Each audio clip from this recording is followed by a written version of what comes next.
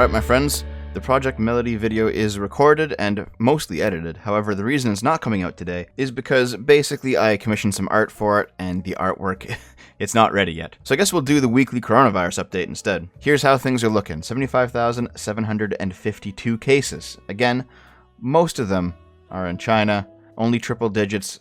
Others, whatever others is, probably it's like those ships that are anchored off the coast of Japan or whatever, and 104 in South Korea. Most other places don't have that many cases, in fact. Canada's still at 8, UK still at 9, the US is at 15.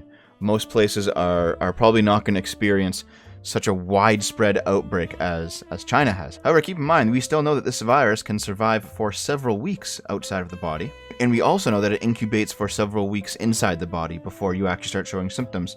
And during that entire time, you are infectious. So who knows how far this thing's going to go. Also, maybe you'll notice here in the corner that there's this weird graph regarding the actual explosion of cases and how it spikes up here.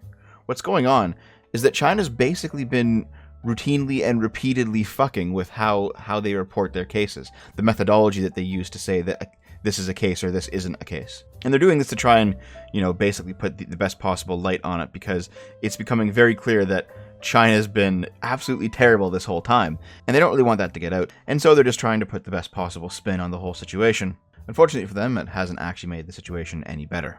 I'm sure at this point you guys have noticed that underneath every YouTube video about the coronavirus, there's a YouTube-sponsored link leading you to the website of the World Health Organization. I'm also sure you've noticed that if you search on Twitter or Google or something, it'll also either send you to the WHO's website, or it'll send you to like your local health website. Like if you're in the UK, it'll send you to the NHS. If you're in Canada, it'll send you to the Ministry of Health. Basically, social media is really clamping down on this topic in a way that they didn't with Ebola or bird flu or swine flu or SARS or anything like that. They really want to make sure that only authoritative sources appear at the top of the search. And here's what that heralded WHO has to say for themselves. Coronavirus panel at MSC 2020. WHO rep absolutely gushes over China. The people of China feel protected. The ultimate social contract. The government of China is honoring that contract with its people. We all need to take a step back and admire what's happened. Yeah, fuck you, dude. There's no other way to put it, man. Like, what are we supposed to admire? We're supposed to admire of doctors who warn the citizens and the world of the peril, and they get censored or quietly poisoned, or they get infected themselves and they're just left to die. Should we applaud the censorship of journalists, or the welding of people's doors shut, or the turning off of elevators in these apartment blocks, or any of the other scummy things that China has done? The WHO is a fucking joke at this point, dude. Also, thanks to some independent journalists over there, we do have at least trickles of news. This is really a bombshell.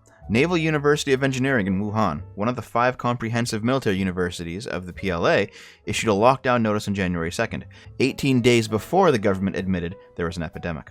There's also rumors that if you're part of the military or you're part of the Communist Party and you get infected, your chance of surviving the infection is much higher, as is your quality of care. Who's surprised?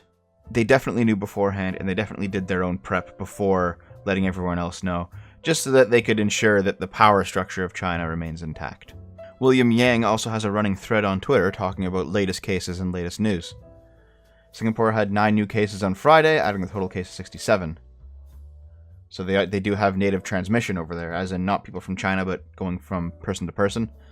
Japan added 2 more cases. One is a 16-year-old man who had cold symptoms since February 3rd and it turned into pneumonia. The other patient is in his 50s and receiving treatment. Beijing announced a 14-day self-quarantine or concentrated quarantine on anyone returning to Beijing. Those refusing to comply with the quarantine will face legal consequences. Of course, China. Of course. Since returning to work this week, 4 companies in China have reported group infection cases. 1 in Chongqing, 1 in Chuzhou, 1 in Hunan, and 1 in Shaanxi. Southern India reported a suspected case, causing 3,218 people being quarantined. The local government is monitoring another 3,252 people. 34 were quarantined in hospitals. The local government has set off a major epidemic coping mechanism. So it does seem like slowly, more and more people are losing their heads over this thing. I don't think it can be contained anymore. I think it's now just out there, and we're just going to have to deal with it on a case-by-case basis. There is no more quarantine for this, I don't think. And for all those people out there who just love Trump, keep in mind that he's still Trump, and he still makes all the same mistakes, gaffes, and blunders that he usually makes. Trump defends China's alleged cover-up. because you don't want the world to go crazy. And he also claimed without evidence that the disease will go away by April. Yeah, Trump. I can say with a straight face that this is one of those times where I actually disagree with Trump. I think this is probably not the right take to have here, dude. I think they want to put their best face on it. So, if you're running it, you wouldn't want to run out into the world and go crazy and start saying whatever it is because you don't want to create a panic.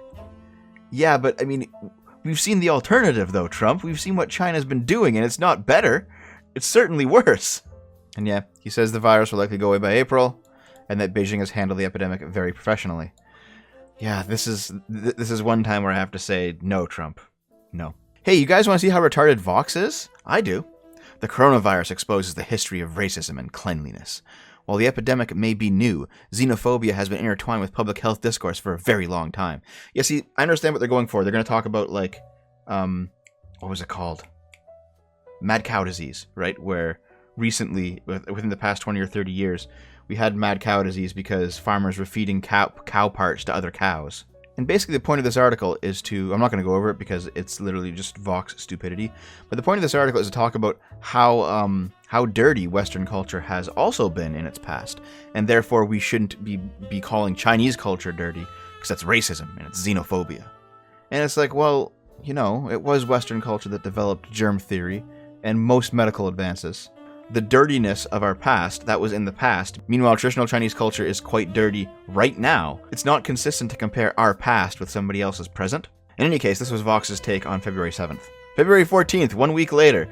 Why the coronavirus outbreak might be much bigger than we know. Oh, Vox, are you suddenly bigoted now? Are you suddenly being xenophobic and sinophobic against those Chinese people? Here's probably the most important bit of news, though. South China University of Technology biologist has exposed that the coronavirus might have originated from an animal research lab 280 meters away from the epicenter of the outbreak. The scientists were reportedly bitten by bats used for a test. The possible origins of the coronavirus. 2 descriptions of the virus published on Nature this week indicated that the genome sequences from patients were 96% or 89% identical to the bat coronavirus originally found in the lab. It was critical to study where the pathogen came from and how it passed on to humans. The market was suspected to be the origin of the epidemic and was shut down according to the rule of quarantine. The bats carrying the virus were originally found in Yunnan or Zhejiang province, both of which were more than 900 kilometers away from the seafood market. Bats are normally found to live in caves and trees, but the seafood market is a densely populated district of Wuhan. The probability was very low that bats could fly to the market. According to municipal reports and the testimonies of 31 residents and 28 visitors, the bat was never a food source in the city and no bat was traded in the market. In summary, somebody was entangled with the evolution of the coronavirus. In addition to the origins of natural recombination intermediate host, the killer coronavirus probably originated from a laboratory in Wuhan. Safety levels may need to be reinforced in high-risk biohazardous laboratories. No shit, dude! In one of the studies, 155 bats were captured in Hubei province, and another 450 bats were captured in Zhejiang province. The expert in collection was broadcasted for collecting viruses on nationwide newspapers and websites in 2017 and 2019. He described that he was once attacked by bats and the blood of a bat shot on his skin. He knew the extreme danger of infection, so he quarantined himself for 14 days. In another incident, he quarantined himself again because bats peed on him. He was once thrilled for capturing a bat carrying a live tick.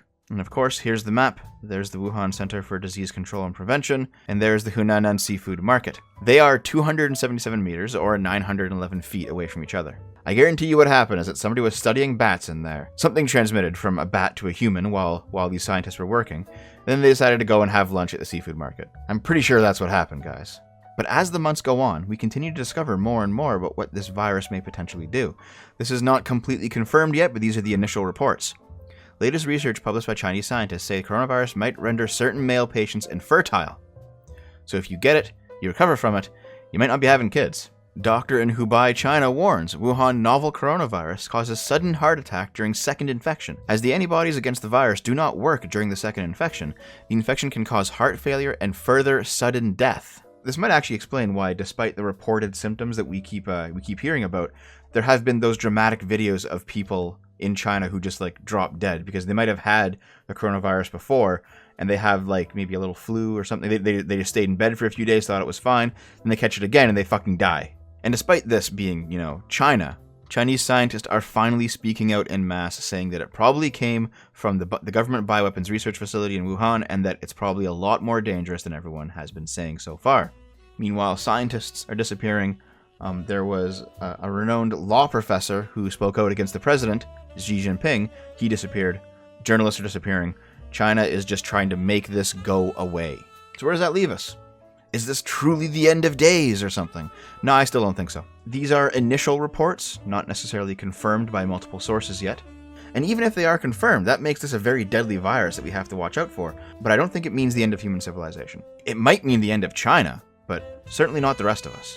But as shipping from China starts to close down and travel is being blocked by more and more nations, even the Russians have decided to block travel to China today, in fact.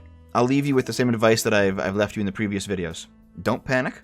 Stock up on some food just in case there's local shortages. Keep some dried beans and dried rice, maybe some canned food, hanging around your house. Enough to last for a few weeks in case there's a local shortage, because that is what's likely to hurt you at this point, not the virus. Let's say you live in a medium-sized city, and there's one case of coronavirus in your city, and the guy goes to the hospital, he's quarantined, he's treated properly, and there is no outbreak.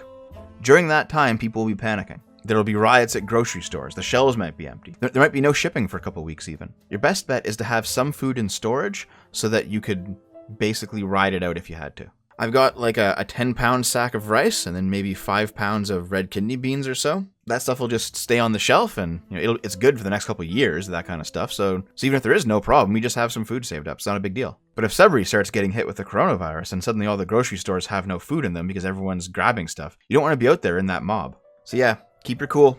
Don't lose your head over it. Stock up on some basic supplies, and we're all probably going to make it. Don't worry about it. I love you. Good luck.